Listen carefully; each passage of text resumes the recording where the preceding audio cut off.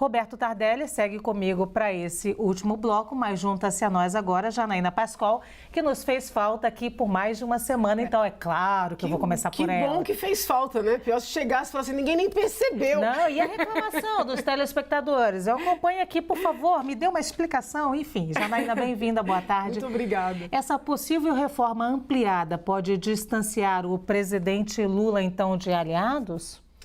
Eu penso o seguinte, seja para manter os ministros que estão aí, seja para trocar os ministros, dirigentes ali de programas, de diretorias, com um perfil mais próximo do presidente, com um perfil mais próximo do centro, o que é importante é que se busque, né, preencher esses quadros com pessoas que entendam minimamente do assunto, né, objeto da pasta, objeto do órgão, da diretoria.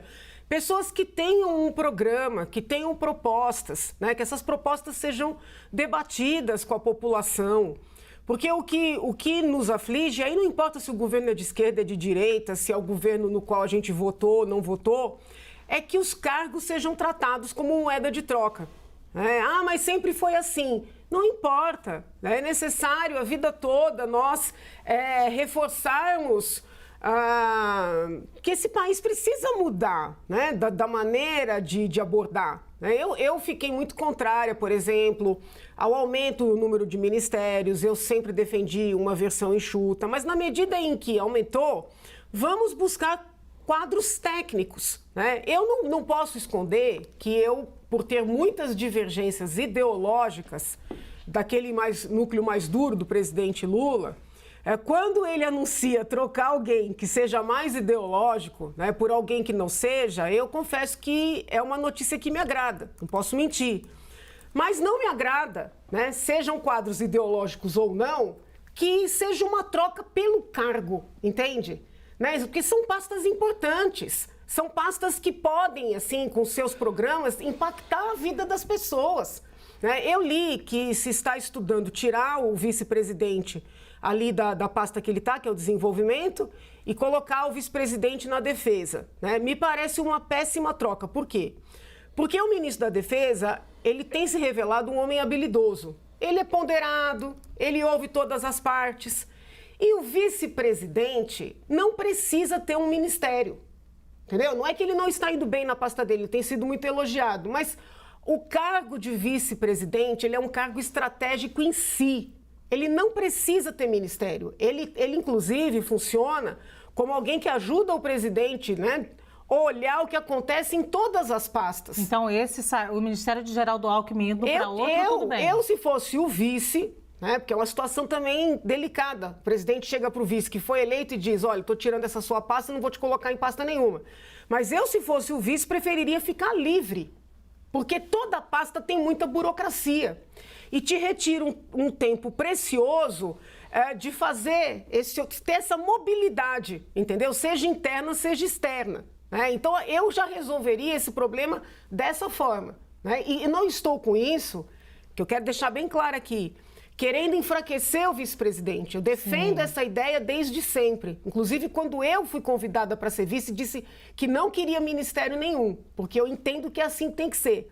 E o que eu posso pedir ao presidente é, ao fazer essas trocas, se é que vai fazer, procurar pessoas técnicas. Hoje, por exemplo, teve um pronunciamento do presidente falando de um programa que ele pretende, muito rápido, eu vou fechar, implementar para identificar as crianças e adolescentes com muita facilidade. Ele chamou uma escola de gênios.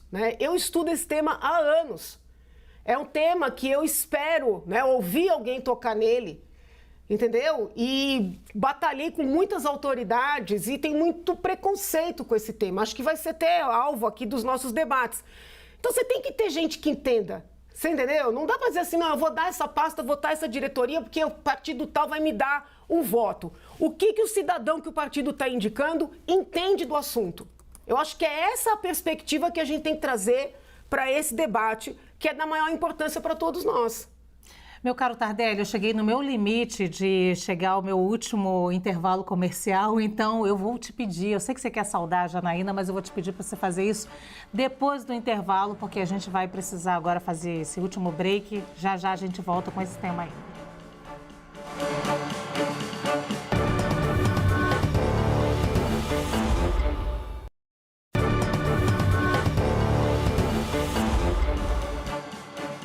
Grande debate está de volta e o assunto é o seguinte: o fim do recesso parlamentar pressiona o governo a finalizar os ajustes da reforma ministerial. Com as mudanças, Lula deve ampliar o espaço de partidos do Centrão no governo, em especial o PP e o Republicanos. Mas, segundo uma apuração da analista de política Renata Agostini, as trocas podem envolver espaços bem maiores do que os inicialmente ofertados. Trouxemos aqui em detalhes para vocês antes da gente fazer um intervalo comercial. Então, vou direto para você agora, Tardelli, com a pergunta: essa possível reforma ampliada pode distanciar o presidente Lula de aliados?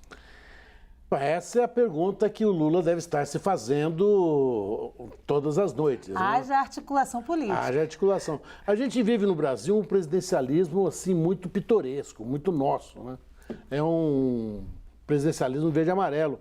Ao mesmo tempo em que o presidente tem muitos poderes, o parlamento tem muitos poderes.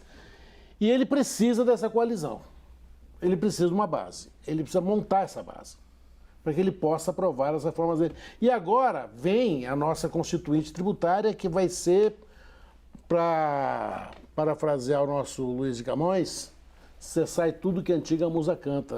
Tudo que se fez até hoje em matéria tributária não vai valer mais daqui a pouco tempo. Isso ele vai precisar de uma sólida base para poder tocar esse projeto, que é gigantesco, ele é ciclópico. Se ele vai conseguir, os próximos capítulos dirão. Quais são as perdas que ele vai sofrer? Os próximos capítulos dirão. Quem vai sair magoado do governo, quem vai sair colaborando do governo? Os próximos capítulos dirão. Muita gente não quer perder seu espaço e é natural que não se queira perder espaço na política. Mas a política é isso, né? Era o Magalhães Pinto que dizia que política era como nuvem, e você olha, está de um jeito, olha de novo, está diferente, não é? Sim. É exatamente isso. O que o Lula pretende fazer hoje, Magalhães Pinto, para quem não sabe, foi um deputado, senador mineiro dos anos 60, 70. Né? O que ele pretende fazer é dar base de sustentação ao governo dele. E essa base de sustentação, se ele quer sustentação no governo, ele tem que dividir o governo, ele tem que dividir o poder. Não tem como eu querer aliados sem querer dividir com eles o poder que eles devem ter. Não tem outra alternativa. Ele não tem alternativa, ele vai ter que fazer isso. Eu vou fazer uma pergunta direta e curtinha, a gente sabe que os dois aqui têm compromissos. Janaína, o Centrão aceitaria postos no segundo escalão do governo?